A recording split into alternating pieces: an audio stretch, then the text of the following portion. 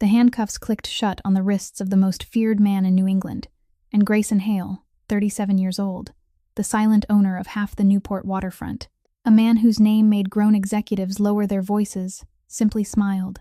Not the smile of a guilty man, and not the smile of an innocent one either.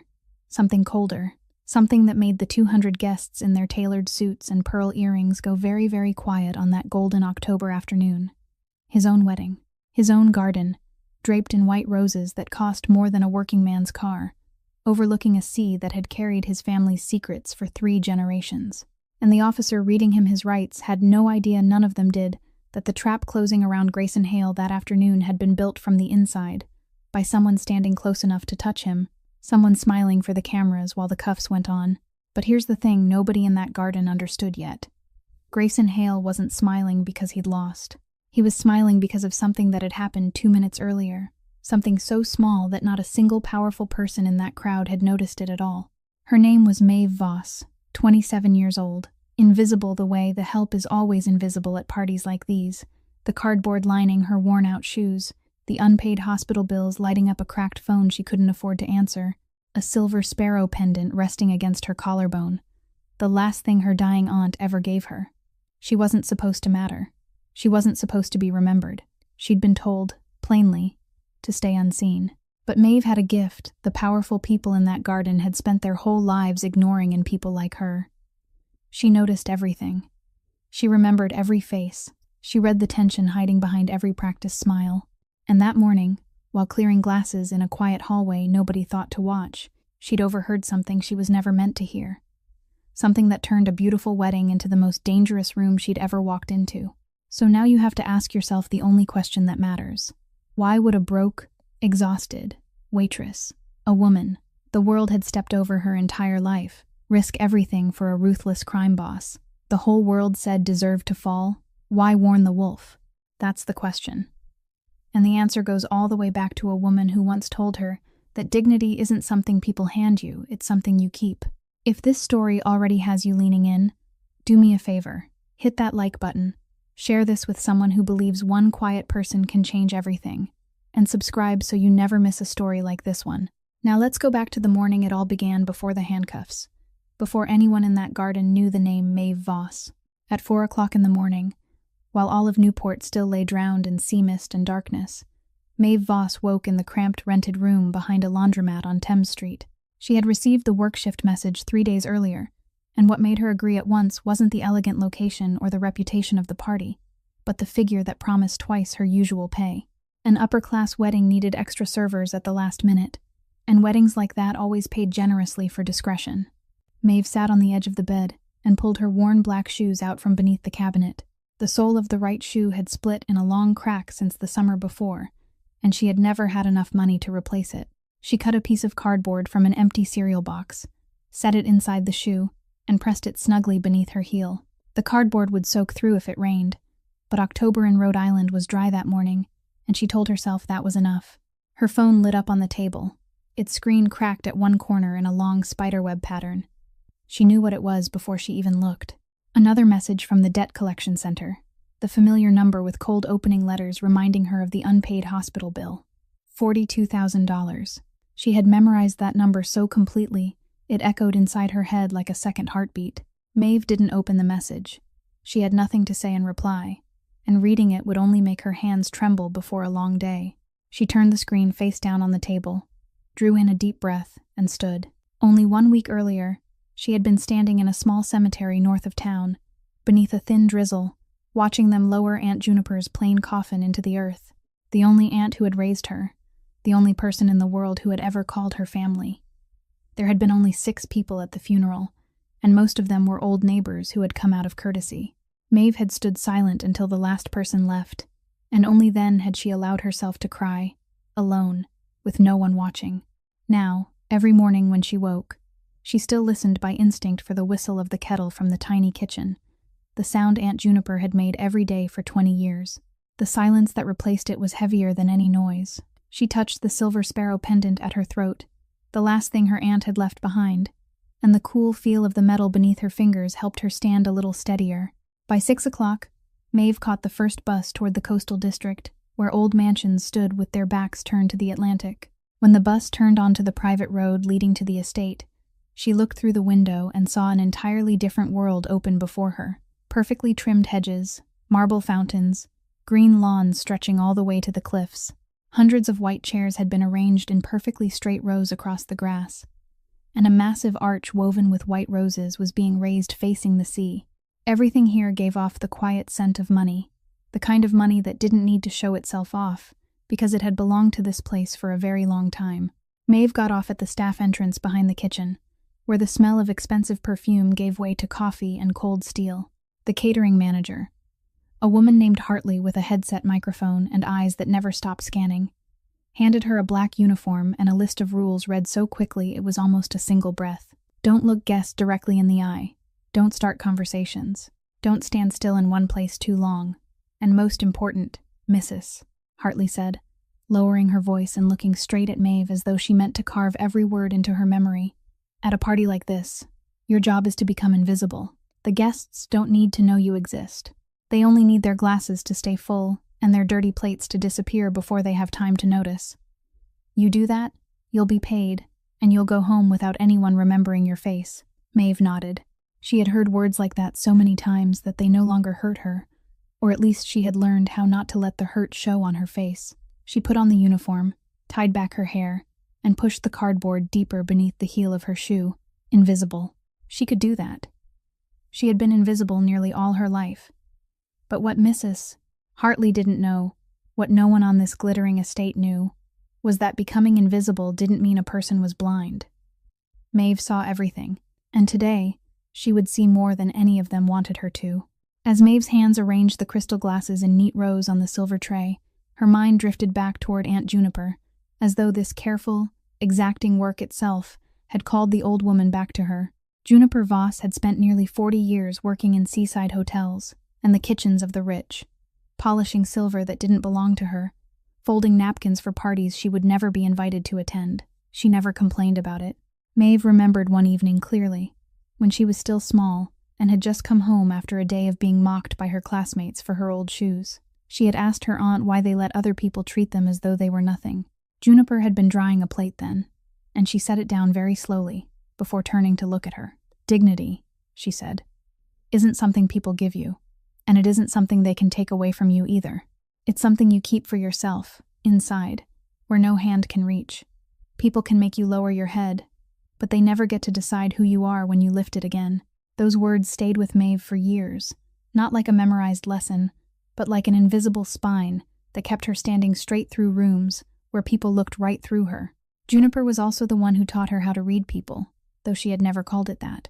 When Maeve was little, the two of them would often sit in the corner of a cheap diner, sharing an order of French fries, and Juniper would softly tell her to look around the room and guess who was angry with the person beside them, who had just received bad news, who was pretending to be happy. You don't need to hear what they're saying, she would whisper. You only need to watch their shoulders. Watch what their hands do when their mouths are smiling. People always tell the truth with their bodies, even when they lie with their words. Maeve, who had lived from place to place before she came to her aunt, turned that game into an instinct for survival. She learned that reading the tension in a room was sometimes the only way to know when to disappear. The sparrow pendant was the gift Juniper gave her on her 16th birthday, not wrapped in beautiful paper, but simply placed in her palm on the old kitchen table. She said it was the only thing she had managed to keep from her own mother. Do you know why I chose a sparrow? She asked, then answered for herself when Maeve shook her head. Because the sparrow is the smallest, plainest bird, the one no one bothers to look at. People build statues for eagles and lock peacocks in cages, but no one can catch the sparrow. It's too small to be noticed, and because of that, it flies wherever it wants. Don't ever grieve because you're small, my little sparrow. Your smallness is your freedom. Maeve had worn it every day since then, and on the worst nights, when debt notices piled up and the future narrowed into a dark tunnel, she still touched that little silver bird and heard her aunt's voice again. During the final week, when Juniper lay on the borrowed hospital bed and her strength drained from her little by little, she didn't speak about pain or fear. She held Maeve's hand, the hand that had once polished 1,000 spoons, now thin and weightless, and she told her only one thing. Don't let this world convince you that your worth is equal to the money in your pocket. There are people sitting on whole fortunes who are hollow all the way to the bottom inside. And there are people who have nothing but kindness and are richer than them 1,000 times over. You must always see the difference. Maeve had promised, though at the time she hadn't fully understood.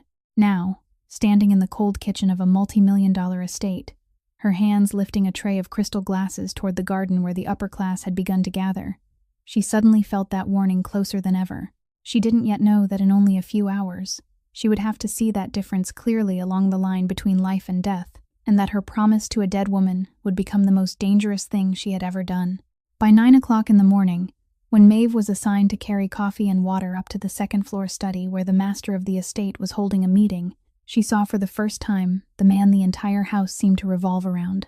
Grayson Hale sat at the head of a long oak table, his back turned toward the wall instead of the window, and it took Maeve a moment to understand what was unusual about it, that he had chosen the only seat in the room that allowed him to look directly at the door. Everyone else in the room sat for convenience, but he sat so that no one could come in behind him. He was about 37 years old, wearing a charcoal suit tailored so perfectly that it looked almost carved onto his body. And the first thing that struck Maeve wasn't his cold, handsome face, but the absolute stillness that seemed to radiate from him. While the men around the table spoke quickly, moved their hands, and glanced at one another to read reactions, Grayson hardly moved at all. He listened more than he spoke, and when he did speak, his voice was so low and even that the whole room had to lean toward him to catch every word, as though even his silence was a command. Maeve set the tray down on a side table against the wall, careful not to make a sound. And in those few brief seconds, she observed the room the way Aunt Juniper had taught her.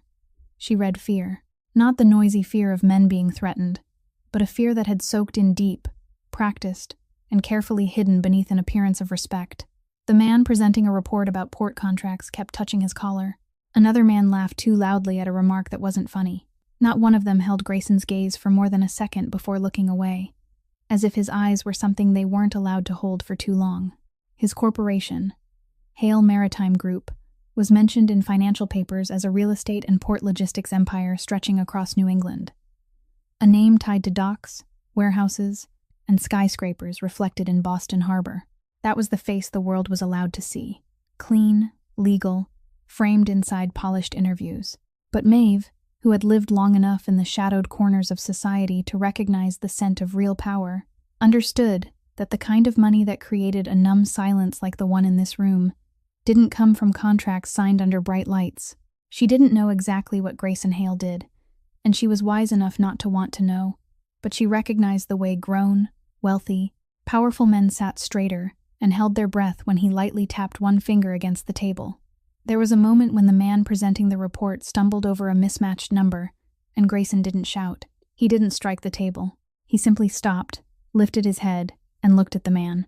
Just looked, and the whole room seemed to freeze, the man's face going pale as he hurried to correct himself, sweat beading on his forehead even though the room was cool with air conditioning. Maeve had never seen anyone make a man tremble simply by no longer speaking. She realized that Grayson Hale's cruelty did not lie in what he did in front of people, but in his ability to make them imagine for themselves what he might do. It was a kind of power honed over many years, until it no longer needed noise. He was a man accustomed to every room he entered, rearranging itself around him, and he accepted that with the indifference of someone who had never had to question his own place. As Maeve turned toward the door, she caught his gaze sweeping over her once, quick and cold. The look of a man who recorded every movement within sight as a survival habit. But he didn't see her. He saw only a uniform, a tray of water, a piece of furniture that knew how to walk. And Maeve, far too used to being looked at that way, quietly closed the door behind her, not knowing that the coldest man she had ever met would soon become the only person, in many years, who would truly see her. About an hour later, after the meeting had broken up, and most of those men had left the study, Maeve was called upstairs again to clear away the remaining coffee cups. She stepped inside and thought the room was empty, but Grayson was still there, standing alone beside the large window overlooking the sea, both hands in his trouser pockets, his shoulders slightly lowered in a way no one in the meeting had been allowed to see. In that moment when he didn't know he was being watched, Maeve saw someone entirely different from the man who had made the whole room hold its breath. She saw exhaustion, a loneliness as heavy as the fortune he carried on his back. She meant to quietly clean up and leave, exactly as she had been told, invisible from beginning to end. But when she reached for the cup nearest him, he turned around. They stood less than one step apart, and this time Maeve didn't lower her head quickly enough by instinct. She looked up and met his eyes directly, not because she was brave, but because she had been caught in the middle of the motion, and for 1 second, she forgot the rule that someone like her wasn't allowed to hold the gaze of someone like him. She waited for irritation, for a frown, for a cold reminder of where she stood, but it didn't come. Grayson looked at her, and something in his expression shifted slightly, a passing attention, as though he had just realized he was looking at a human being and not a uniform. "Thank you," he said. Those 2 simple words fell into the space between them and made Maeve go still for half a breath, because throughout the entire morning in this house, among dozens of people coming and going, she hadn't heard anyone say that to her. People handed her cups, took water from her hands, left dirty trays behind for her without once looking up. Yet the man an entire empire feared was the only one who looked into her eyes and thanked her. Maeve didn't show that she was moved. She had learned how to hide everything behind a calm face, but she gave a small nod and answered with an ordinary sentence. "That it was nothing, sir." Grayson didn't look away from her right away. He tilted his head very slightly, like a man trying to solve a small puzzle, and Maeve understood why. He was used to people either fearing him, trying to please him, or both. The eyes of anyone facing him always carried something: caution, calculation, flattery. But hers carried none of that. She looked at him the way Aunt Juniper had taught her to look at everyone, not to measure his power, but to read the person beneath it, and that made him, if only for a moment, feel seen through, rather than worshipped. "You're not afraid of me," he said, and it wasn't quite a question. Maeve weighed her answer. She could lie, could act deferential for safety. That was always the wiser choice. But she had buried the only person in the world she had last week. She was carrying a debt larger than any future she could imagine, and she found that she no longer had the strength to perform. "I've seen things more frightening than a man in a nice suit, sir," she replied, her voice steady and honest. For an instant, she thought she had gone too far, that those words would cost her the job and the double pay she desperately needed along with it. But Grayson wasn't angry. The corner of his mouth moved slightly, not quite a smile, closer to the surprise of a man who hadn't heard anyone tell him the truth in a long time. He looked at her for 1 more second, then turned back toward the window and the sea, leaving her to finish cleaning in silence. Maeve carried the tray out, her heart beating a little faster than usual, and told herself that the strange exchange meant nothing, that by afternoon she would leave this place and never see that man again. She couldn't know that only a few hours later, the very fact that she could see through the person instead of the title would place her at the center of a conspiracy beyond anything she had ever imagined. By mid-morning, Maeve was sent down to the west wing of the estate, where the bride and her attendants were getting ready in a row of sun-filled rooms overlooking the rose garden. Celeste Bennett sat before a large gold-framed mirror, and from the very first glance, Maeve understood why people called her the perfect match for Grayson Hale. Celeste was beautiful in the kind of way polished through generations. Her gleaming blonde hair swept high to reveal a graceful neck, her skin flawless, every line of her face seeming to have been arranged by a hand that knew exactly what beauty was supposed to look like. She wore a white silk robe while waiting for the moment when she would step into the pearl-sewn wedding gown hanging with solemn elegance on a nearby rack, and around her moved an entire procession of people, makeup artists, hairstylists, an assistant holding a tablet and reading out the schedule minute by minute. Maeve carried in a tray of lemonade and herbal tea, set it down very softly, and began her invisible work. As she poured water, she caught fragments of conversation drifting through the room, and little by little, a picture took shape. This marriage wasn't exactly a love story. People spoke of the Bennett family with reverence, an old bloodline whose influence ran through boardrooms and political fundraising dinners in Boston, a name that opened doors even Grayson's money couldn't touch. The union between Hale and Bennett was spoken of more like an alliance than a wedding, 2 powers merging into something larger than either of them alone. Celeste smiled all morning, a radiant smile, perfectly timed, offered to each person who stepped into her field of vision, and to anyone watching only carelessly. She was the perfect image of a happy bride on the most important day of her life. But Maeve did not watch carelessly. She had been taught to look at people's shoulders and hands when their mouths were smiling, and the longer she watched Celeste, the more she felt something subtly wrong that she could not yet name. Celeste's smile was so perfect that it never reached her eyes. Her eyes remained cold and alert even while her mouth smiled, constantly flicking toward the door. toward the phone lying face down on the vanity, toward an older man who occasionally stepped in and whispered something into her ear. A happy bride was usually distracted, trembling with nerves, or laughing softly for no reason. Celeste was not. She controlled everything with the precision of someone running an operation, not living through a sacred day. When the makeup artist accidentally dropped a tube of lipstick, Celeste's face hardened for a fraction of a second, a flash of sharp irritation appearing and disappearing so quickly that no one in the room noticed it, except Maeve, standing quietly against the wall with the tray in her hands. Maeve also noticed that Celeste did not mention Grayson once with any warmth. She spoke about the location, about the guest list, about the photograph that would appear on the cover of a society magazine, but the man she was about to marry was mentioned like an item in a plan, a name tied to signatures and assets, not a human being. There was one moment when her assistant said the groom had sent word asking whether she needed anything, and Celeste only answered curtly that they should tell him to stay on schedule, then turned back to the mirror. Maeve felt a faint chill move down her spine, one she couldn't explain. She reminded herself that this was none of her business, that upper-class marriages operated by rules she did not understand, that perhaps this coldness was simply the way powerful people loved each other. But the instinct sharpened through an entire childhood of vigilance kept tapping lightly at her mind, persistent as a wrong note inside a beautiful piece of music.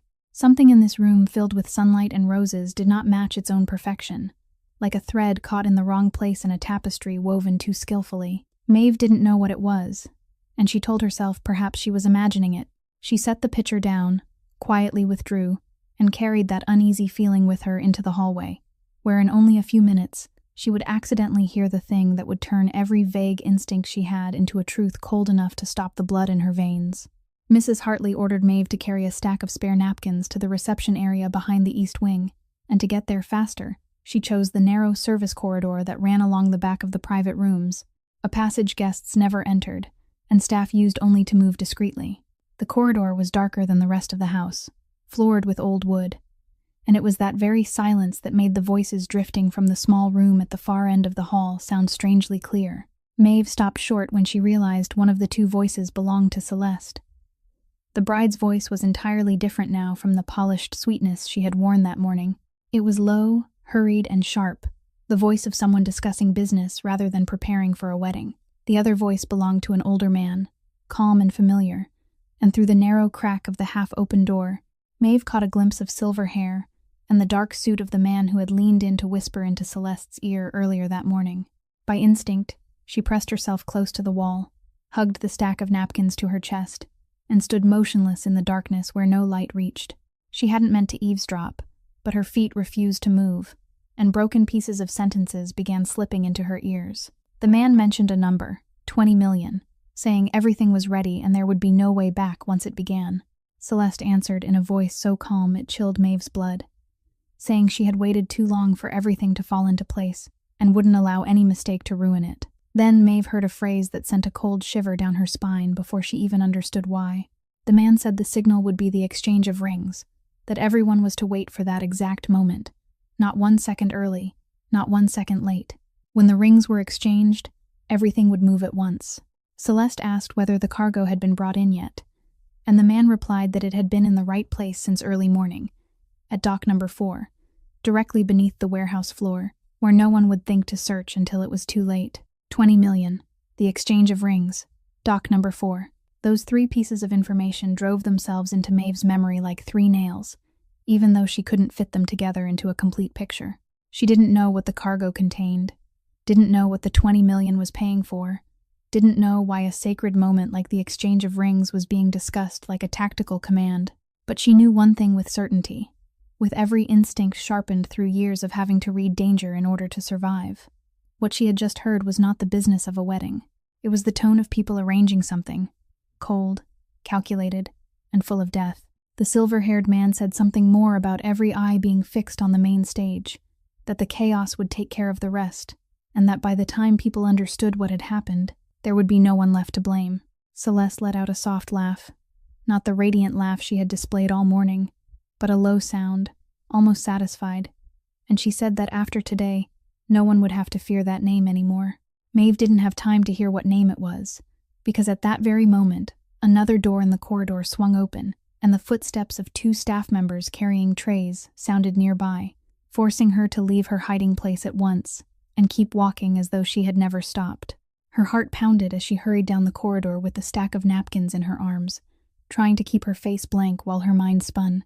She told herself that maybe she had misunderstood, that rich people often talked business in language that sounded like conspiracy, that this was none of the concern of a server being paid to become invisible.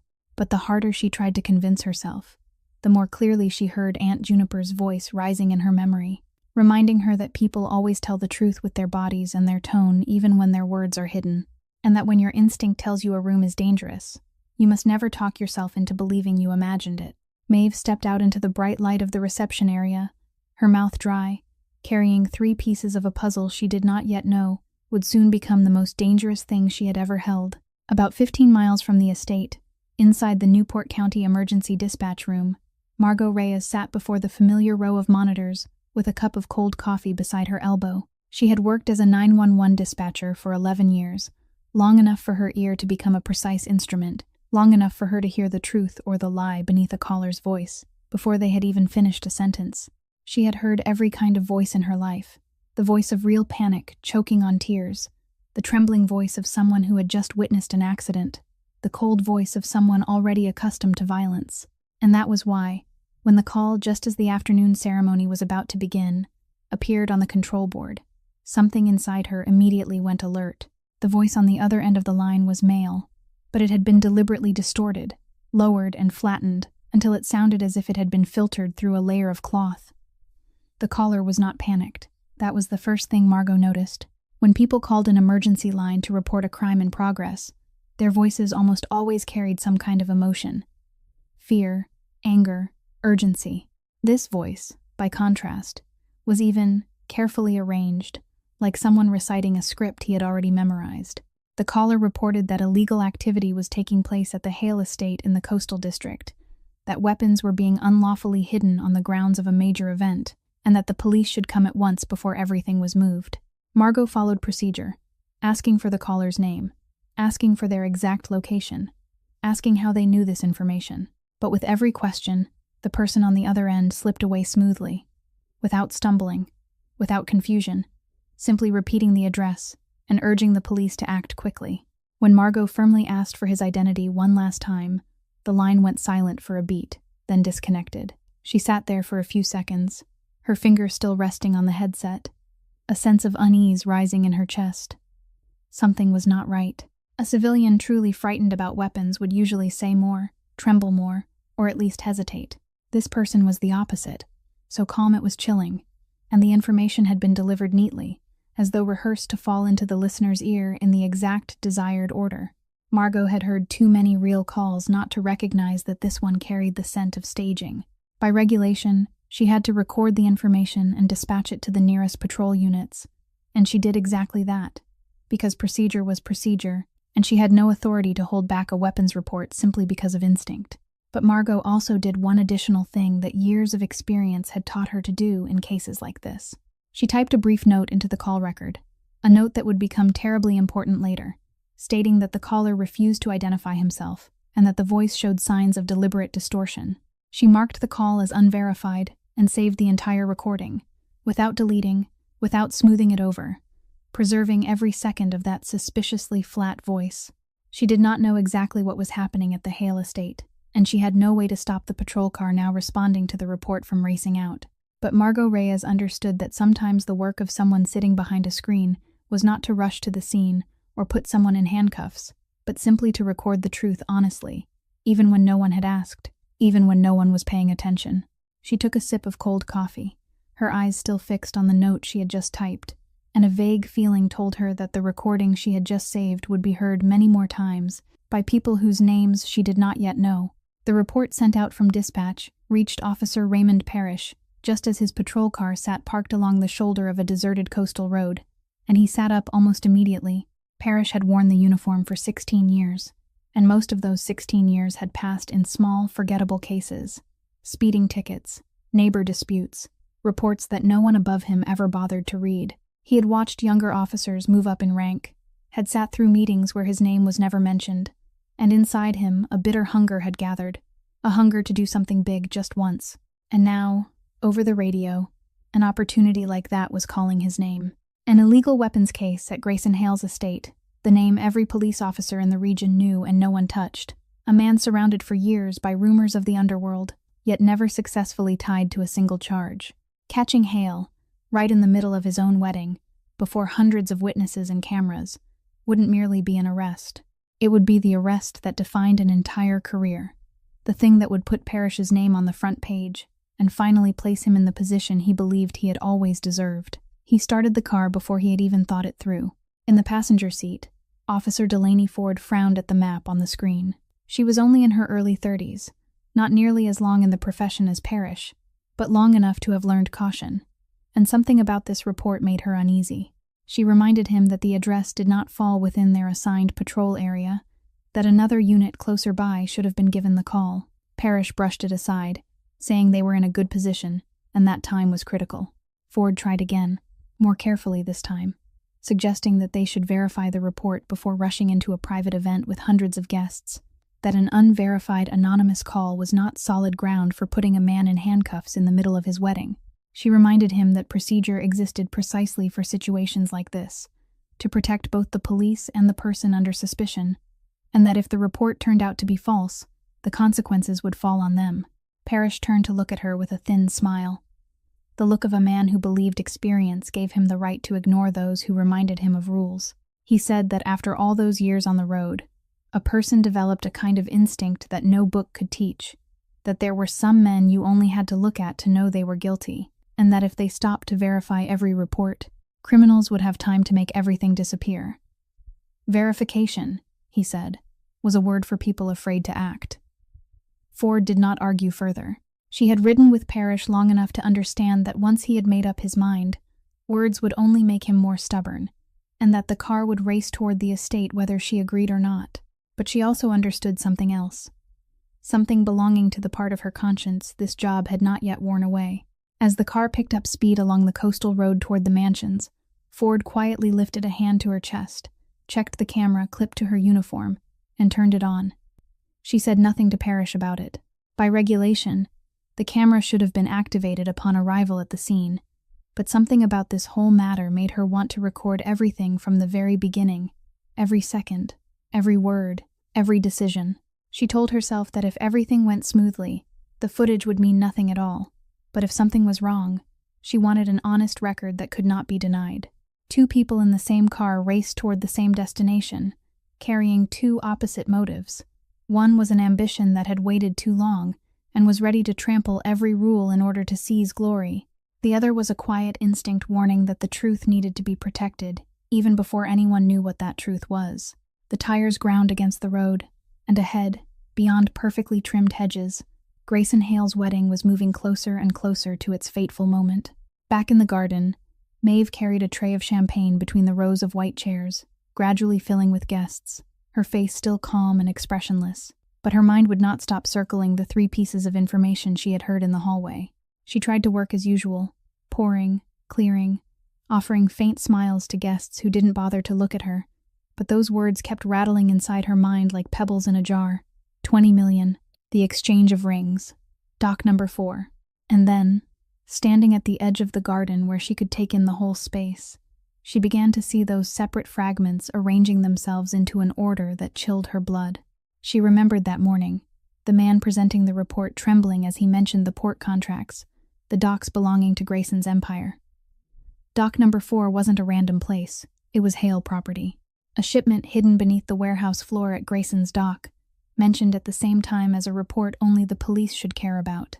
Maeve had never been involved with the law, but she had lived long enough in places where people learned how to understand the way police operated, and she knew that a shipment of weapons hidden on someone's property was exactly the kind of thing that turned that person from a suspect into a guilty man on the spot. No trial needed, no complicated evidence needed, only the police finding the right thing in the right place at the right time. And that right time, she suddenly understood, was the exchange of rings. The signal the silver-haired man had repeated again and again was not an emotional milestone. It was a moment chosen for a cruel and precise reason. The exchange of rings was when Grayson would be standing at the center of the stage, both hands occupied, every eye and every camera fixed on him, completely exposed, completely off guard, with no escape route between hundreds of witnesses. It was the one moment when a man who always sat facing the door, always controlled every movement around him, would be forced by ritual to release every part of his own defense. And in that weakest second, the net would fall. Maeve gripped the handle of the tray so tightly that her knuckles went white. She looked toward the rose arch where the minister was preparing, then looked over at Celeste, who had just appeared at the head of the aisle in her pearl-sewn wedding gown, radiant and flawless before the murmurs of admiration.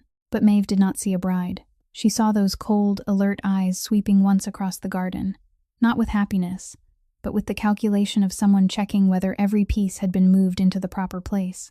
She saw the way Celeste glanced quickly toward the gate, leading out to the road, then toward the silver-haired man, now standing discreetly at the edge of the crowd, and in that moment every vague suspicion Maeve had hardened into a truth that could not be denied. This was not a wedding. This was an elaborate trap, and the man about to step into it had no idea. She remembered the unease she had felt that morning in the room full of roses, the thread caught in the wrong place that she could not name, and now she understood.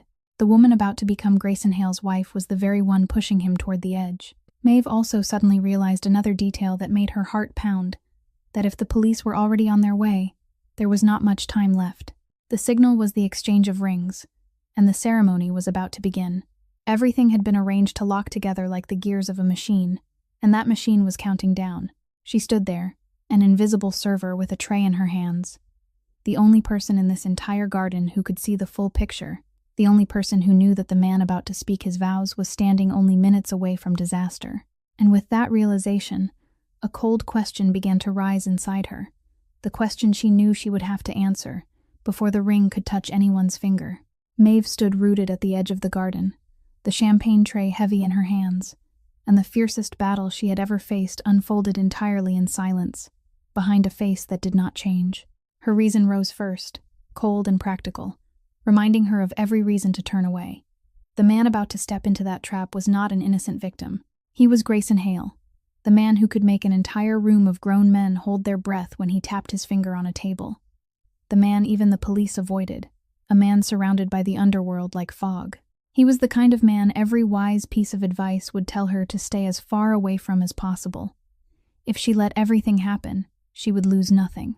She would keep carrying trays, finish her shift, collect the double pay she desperately needed, and leave this place without anyone ever knowing what she had heard.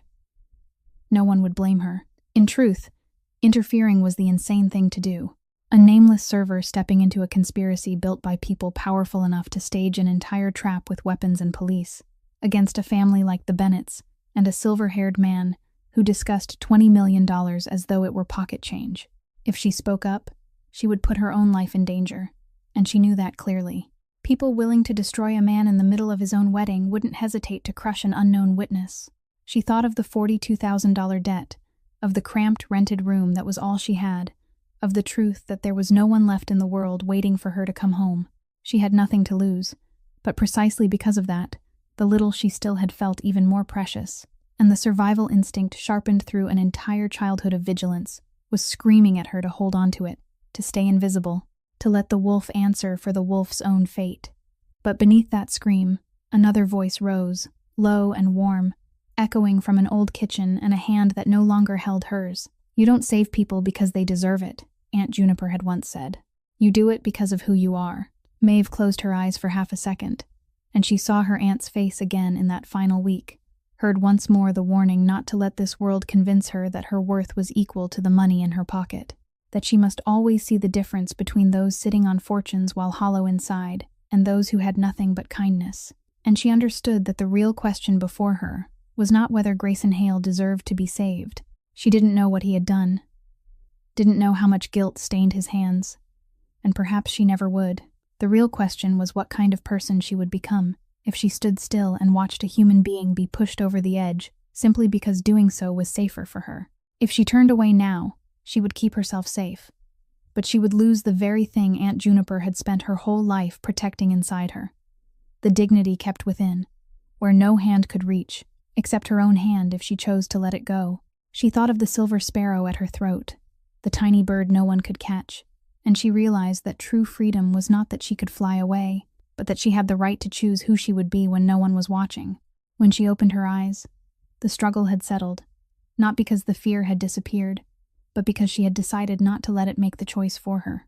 Her heart still pounded, her hands were still cold, but her mind had become strangely still. The stillness of someone who had accepted the price she might have to pay. She looked toward the rose arch, where Grayson Hale was stepping into place beneath the October sun, and she began to move. Maeve moved through the garden with the tray lifted level with her chest, every step calculated so no one would notice her, a server doing exactly what she was supposed to do among hundreds of people settling into their seats. She knew she had only a few minutes, perhaps less, before the minister began and the ceremony moved toward the moment that could not be undone. Grayson stood near the rose arch, slightly apart from the crowd, speaking quietly with a tall man Maeve guessed was one of his own. On a small table nearby were several glasses of wine already poured, and Maeve, with the quickness of someone used to finding a reasonable excuse for every action, lifted her tray and walked toward them as though her task was to serve the groom. Her heart was pounding so hard she thought someone else might hear it. But her hand remained steady as she approached Grayson, bent slightly, and set a glass of wine on the table beside him, close enough that only he could hear her voice beneath the prelude music and the low murmur of conversation. In that moment, as she leaned down, she lowered her voice until it was almost only a breath, and said the thing she had chosen to say. "Don't exchange the rings. The police are coming. It's a trap." 7 words, clean and cold, without one word wasted, because she knew she had no time for explanation and every second she stayed was dangerous. She set down the last glass, intending to straighten and retreat at once, as though nothing had happened, but Grayson had turned his head to look at her, and for one instant, the whole world around them seemed to slow. Maeve knew exactly what she was facing. She had just whispered an unverifiable warning into the ear of the most suspicious man she had ever met, a man who had built his entire life on the principle of trusting no one, a man who always sat facing the door, because to him even the space behind his back was a threat. A man like that, by every ordinary measure, should have suspected her, should have assumed she herself was part of the trap, should have called for someone to seize her immediately. She waited for that coldness, that look of suspicion. But what she saw in Grayson's eyes was something else. He looked at her, not at the uniform or the tray, but straight into her eyes the way he had done in the study that morning, and this time he was reading her with the full sharpness of a man whose ability to judge people had kept him alive for years, in a world where one mistake could be fatal. He searched her face for signs of lying, of calculation, of the particular fear that belonged to someone acting out a performance. He found none. What he saw was an honest stillness, the eyes of a person who wanted nothing from him, did not fear him, and was telling the truth at a price that might be her own life. He was used to people telling him the things they thought he wanted to hear, and this woman had just told him something she had no reason at all to say unless it was true. In that breathless moment, Grayson Hale, the man who trusted no one, made a decision that went against every instinct that had shaped him. He believed her. He did not nod, did not change his expression, did not do anything that any observer could notice. But Maeve saw it, a tiny shift at the bottom of his eyes, the cold attention suddenly turning into something sharper and more alert. A machine just switched into a different mode. He lightly lifted the glass of wine she had just set down, as though thanking her for ordinary service, and in a low voice only just loud enough for her to hear, he said 2 words that sent a chill down her spine. "Your name." Maeve understood that it was both a question and something more than that. She answered, softly as breath, then straightened and walked away, leaving behind the man who now knew exactly what storm was bearing down on him. The ceremony began exactly as planned, and to every guest seated beneath the October sunlight, nothing seemed unusual. Grayson stepped into his place beneath the rose arch, his face as composed as ever, and Celeste walked toward him in her magnificent wedding gown, amid murmurs of admiration. But beneath that calm surface, something had changed. Something only a few people noticed. In the brief stretch of time between Maeve's whisper and his step onto the platform, Grayson had leaned toward the tall man beside him, his trusted bodyguard, and issued several instructions in a voice so low the sea wind swallowed it whole. His men, scattered throughout the garden under the guise of guests and staff, began to shift discreetly, their eyes changing from relaxed to alert, and 2 of them quietly slipped away toward the road, leading down to the docks. When the minister reached the part of the ceremony for the exchange of rings, and invited the couple to give each other the symbol of their vows, Grayson did not extend his hand. He let the moment pass, stretching the hesitation just long enough for outsiders to mistake it for emotion, while Celeste, beside him, went rigid for the briefest instant. Maeve, standing among the servers at the edge of the garden, clearly saw the flash of confusion on the bride's face, the way her eyes darted toward the gate, then toward the silver-haired man, a silent question asking why the signal had not come. But it was already too late to stop the machine they themselves had set in motion. At that exact moment, the sound of an engine and tires grinding over gravel rose from the gate, and a patrol car appeared, charging straight through the guest parking area without slowing down. The entire garden turned its head. Officer Raymond Parrish stepped out of the car with the confidence of a man certain he was about to write the brightest chapter of his life. Officer Delaney Ford following behind him with a tense face, and the camera on her chest already recording. Parrish strode through the rows of white chairs, ignoring the frightened whispers of the guests, and marched straight toward the arch where the groom stood. He announced loudly that there had been a report of illegal weapons hidden on the grounds, that he had grounds for an arrest, and then he pulled out the handcuffs.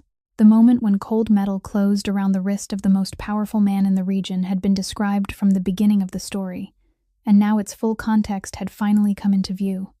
Grayson did not resist. He did not look surprised, did not go pale, did not blurt out a single denial, and it was precisely that absolute calm that made the sharpest observers shudder. While Parrish began reading him his rights in a triumphant voice, Grayson let his eyes sweep across the garden, across the stunned faces of the guests, across Celeste as she played the horrified bride, with eyes that remained cold and clear, across the silver-haired man standing motionless at the edge of the crowd. And then he did something no one expected. He laughed, not the laugh of a panicked man or a madman, but a soft, low, cutting laugh, the laugh of someone who had just seen through the entire game and knew his opponent had made the final move into the very trap they had set for themselves. The whole garden fell dead silent, and in that silence, his voice rang out, clear enough for hundreds of people to hear, calm enough for every word to carve itself into their memory. "You arrived earlier than I expected," he said, his eyes never leaving Celeste. "But before you finish reading me my rights, ask who made that phone call. Then ask my bride why she was secretly checking the countdown on her phone and staring at the front gate 2 minutes before your sirens even turned the corner, knowing exactly that I was about to be put in handcuffs." The smile on Celeste's lips froze. The silver-haired man stepped half a pace back, and among hundreds of people holding their breath beneath the rose arch, Maeve stood still with the empty tray in her hands, understanding that the door to the storm had only just opened. Grayson's words hung, suspended in the air, and Parrish, though he faltered for an instant, was still determined to push forward, saying that vague accusations wouldn't help a man who had just been arrested for weapons possession. But Grayson did not look like a man trying to save himself. He stood there with both wrists in handcuffs, so composed that his very composure became the greatest power in the garden, and he said he would not resist, that he wanted to be led away properly in front of all these witnesses, because everything about to be exposed was something he wanted to happen publicly. In the light, before hundreds of eyes and all the phones lifted to record, Maeve, standing still at the edge, suddenly understood another layer beneath his calm. He wasn't refusing to resist because he was helpless, but because he had calculated that a public arrest, recorded by hundreds of witnesses, was actually the perfect stage on which to overturn the whole game. The one who had set the trap wanted to destroy him before a crowd, and he would turn that very crowd into witnesses to their downfall. He turned toward Officer Ford, who was standing behind Parrish with a face growing more uneasy by the second, and he said, calm enough for her to hear every word clearly, that the camera on her chest should remain on, that this was something she would want to record in full. Ford did not answer, but her hand unconsciously touched the device that was still running, and she did not turn it off. Then Grayson said the thing that began to shift the entire situation.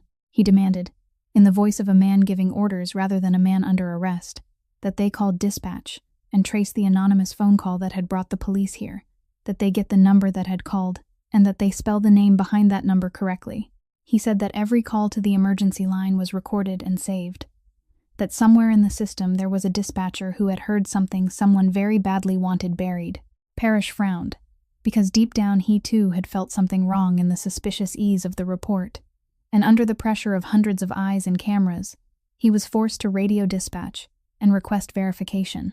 On the other end of the line, Margot Reyes heard that request, and a feeling told her that the moment she had sensed earlier was arriving. She immediately pulled up the suspicious call she had carefully preserved, read aloud her own note, stating that the caller had refused to identify himself, and that the voice showed signs of deliberate distortion, then traced the number that had placed the call. That number did not belong to some frightened citizen who had stumbled upon weapons by chance.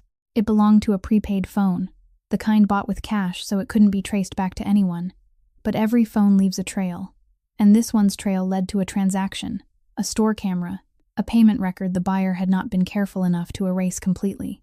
When the name tied to the activation and use of that phone appeared and was read out over the radio in the breathless silence of the garden, a shockwave moved through the crowd. It was Celeste Bennett's name. Every eye turned toward the bride in the pearl-sewn gown, and for the first time all day, her perfect mask began to crack. The lips still holding their rehearsed smile now trembled, and her cold, alert eyes showed the first flash of real panic. The very woman who had been playing the horrified bride, who had shed perfect tears as her future husband was put in handcuffs, was the one who had paid for the phone that called the police there. Grayson looked at her, his eyes stripped of any warmth belonging to a man who had once intended to marry her, and said softly that this was only the first name. Celeste, seeing her mask collapse and her survival instinct overwhelm every bit of composure she had rehearsed, did what accomplices always do when the trap turns back and bites them. She began to deny it, and then, when denial became meaningless before the name that had just been read aloud, she turned to blame. She stammered that she hadn't come up with this on her own, that she had only followed orders, that someone else had arranged everything and she was only a small part of a much larger plan. In her panic, her eyes unconsciously darted toward the edge of the crowd, toward the silver-haired man who had been standing there from the beginning in his dark suit, and that single glance was enough. Grayson followed her gaze, and when he saw the man, something in his face changed in a way that had not happened once all morning. The cold composure he had held even while in handcuffs suddenly cracked, and beneath it appeared something no one had ever imagined a man like Grayson Hale could carry, a raw and hollowed-out pain. The silver-haired man was Arthur Kane. Maeve, watching from the edge, did not know what that name meant, but she read the full weight of it on Grayson's face, and she understood that she was witnessing not merely the collapse of a conspiracy, but the breaking of something private and far deeper than that. Arthur Kane had stood beside Grayson for more than 20 years. He was his advisor, his right hand, the older man who had been there from the early days before the empire had taken shape, the man who had taught him how to read a contract and how to survive in a world where trust was a deadly luxury. Through all the years when Grayson trusted no one and never turned his back to a door for anyone, Arthur Kane had been the only exception, the closest thing to family a lonely man like him could name. And now, standing in the middle of his own wedding garden with both wrists chained, Grayson understood that this intricate trap, the arrangement between Celeste, the prepaid phone, the weapons shipment at dock number 4, and the timing of the ring exchange, could never have been built by an outsider. It had been designed by someone who knew every habit he had, who knew where he would stand and at what moment, who knew which dock was visited least often, who knew exactly how to make a man always on guard surrender his defenses. Only one person had that much knowledge, and that person had spent 20 years acquiring it under the name of loyalty. Arthur Kane did not deny it. When Grayson's eyes found him, he did not lower his head, did not show fear the way Celeste had, but simply stood there with the weary calm of a man who had prepared for this moment for a long time, though according to a different script. Perhaps in his script, Grayson would already be sitting in a police car on his way to the station. The empire would have been left without its head, and he would be the one stepping into that vacancy of power without anyone suspecting him. The $20 million Maeve had overheard was not money Kane had paid out, but the price he would collect when he seized what belonged to Grayson, and Celeste, with her Bennett pedigree, was only the piece he needed to make the takeover look lawful.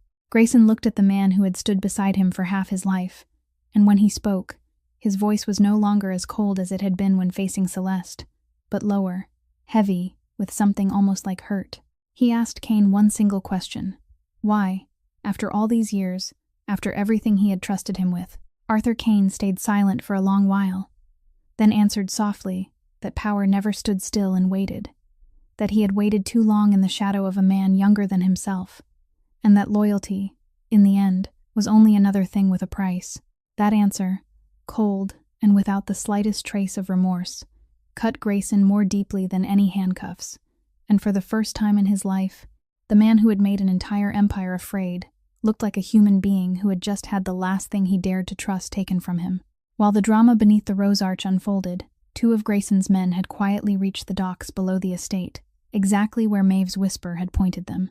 At dock number 4, beneath the wooden floor of an old warehouse, they found the shipment Arthur Kane had arranged, and inside it was precisely what the trap needed: a cache of weapons hidden carefully enough to turn anyone who owned that dock into a criminal in the eyes of the law. But Kane, in the confidence of a man accustomed to controlling everything from the shadows, had made the mistake that overly careful men often make. He had arranged everything so neatly that the neatness itself accused him.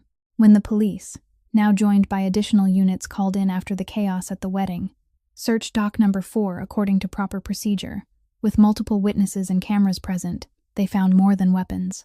They found an entire chain of traces the trap setter had left behind while staging it.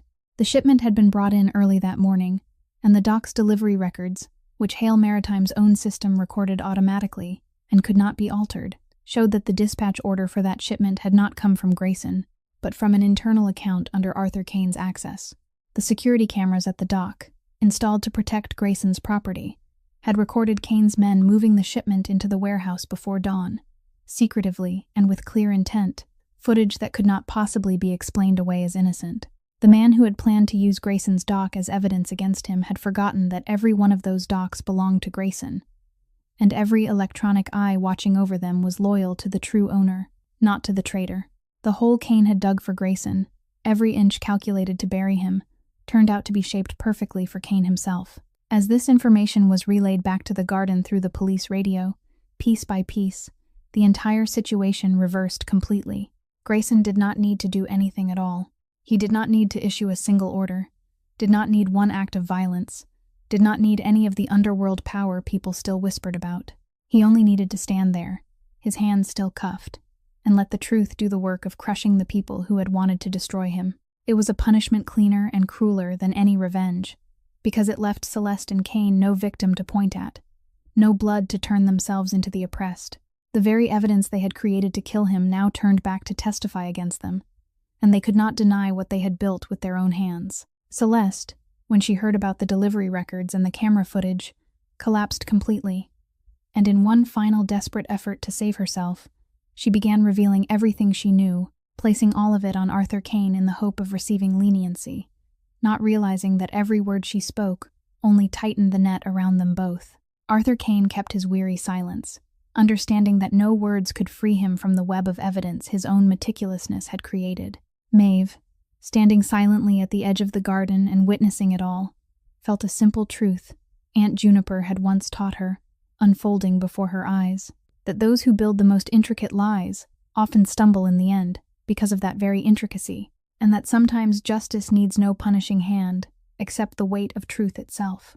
She looked at Grayson standing amid the ruins of the trap meant for him, and she realized that the man had won without ever lifting a hand, a victory so cold and complete that it was frightening. In the months after that ruined wedding, justice moved in its slow and unforgiving way. Across both fronts, few people could escape at the same time. Before the law, the handcuffs Parrish had locked around Grayson's wrists, ultimately closed around the wrists of those who had arranged everything.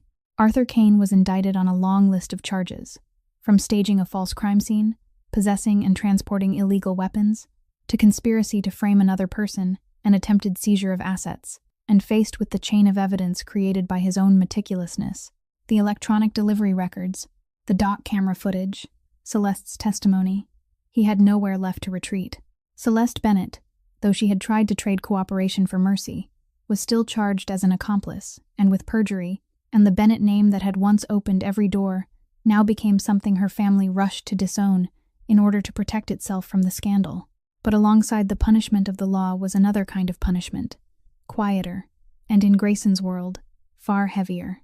In the underworld where reputation and loyalty were everything, the news that Arthur Kane had betrayed the man he served and then failed disastrously spread like fire, and no power wanted anything to do with a man who had just proven that his 20 years of loyalty had been nothing but a patient lie.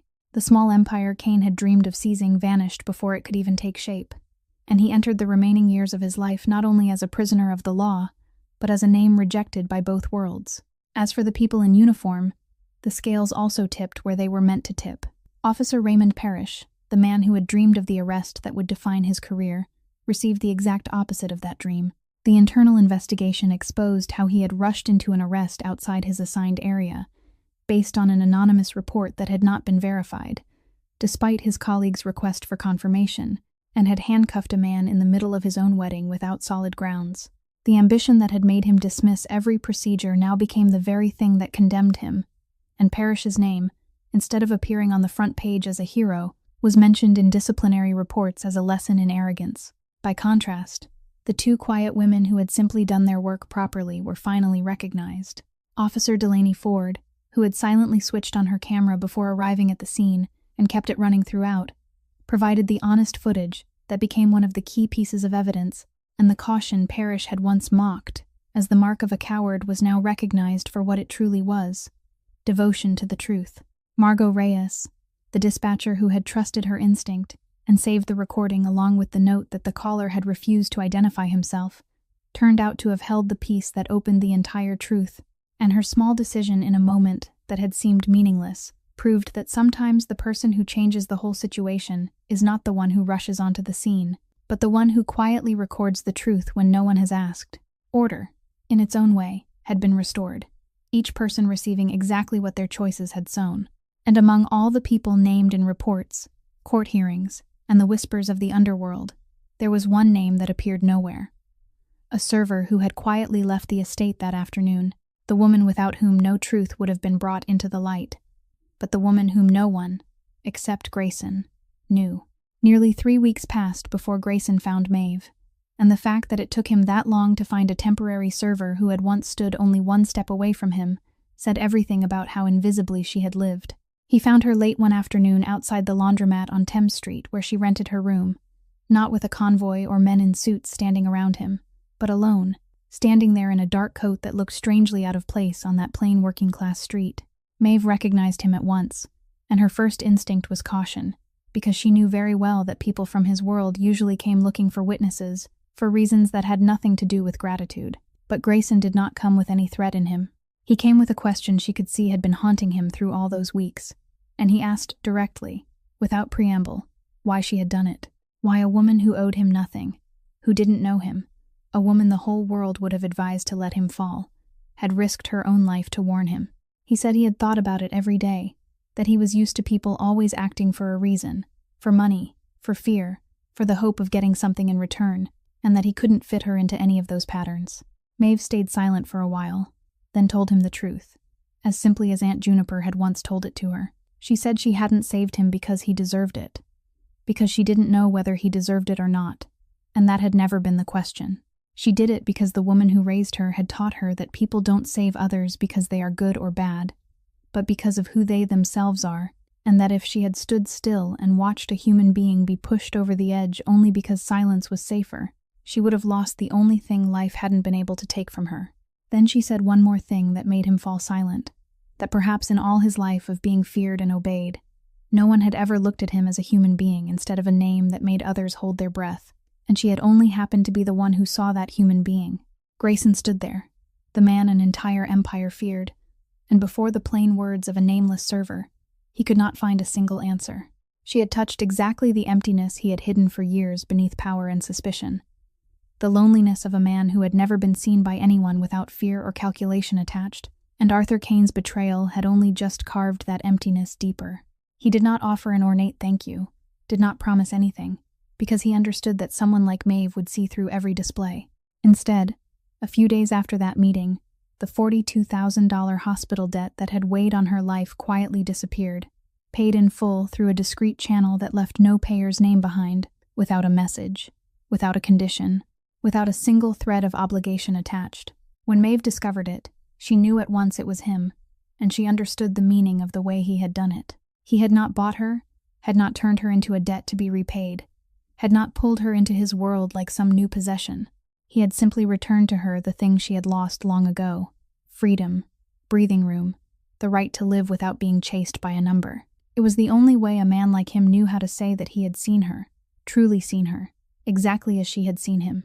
And in that silence without obligation, between two people wounded in different ways, a fragile understanding began to take root, not the love of fairy tales, but something rarer and more honest.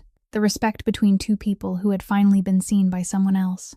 Maeve did not step into Grayson Hale's world, and perhaps that was the rightest thing for both of them.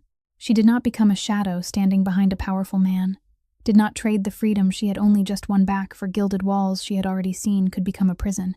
She continued her life, still simple, but lighter now, no longer chased every night by a number, and for the first time in a very long while, she could think about the future without seeing it narrow into a dark tunnel.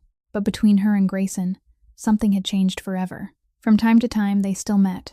Not often, not bound by anything. Only two people who had once seen each other in a moment when both were most exposed. And in those rare meetings, the man who had once made an entire empire afraid spoke with her like an ordinary human being, perhaps the only ordinary thing left in his life. The door between them did not close. It remained only slightly open. A door of respect, not possession. On one such occasion, Maeve told him about the silver sparrow at her throat, about what Aunt Juniper had once said, that the sparrow was the smallest bird, so plain that no one bothered to look at it, and precisely because of that, no one could catch it.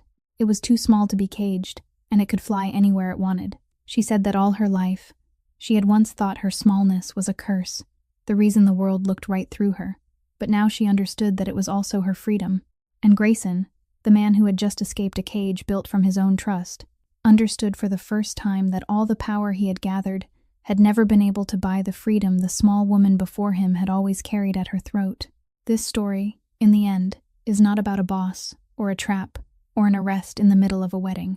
It is about a simple truth we often forget in the hurried rhythm of our lives, that a person's dignity does not lie in the money in their pocket, in the title they carry, or in whether other people see them, but in the way they choose to treat others when no one is forcing them to be kind.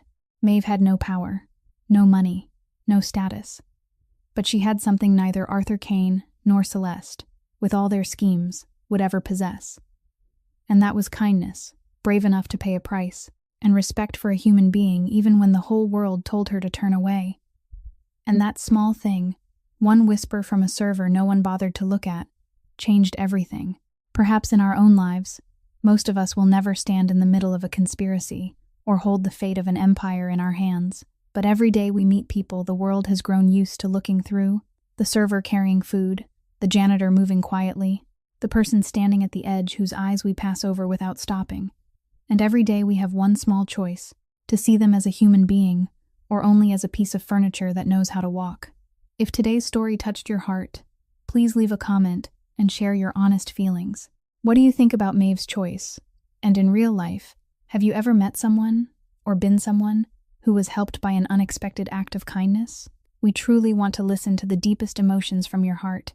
Please press the subscribe button, like, and share this video with the people you love, so that each day we can continue listening together to meaningful stories that move us and help us heal. Thank you for listening all the way to the very last lines. I wish you and your loved ones abundant health, a joyful life, peace of mind, and calm in every day. Goodbye, and I'll see you again in the next stories.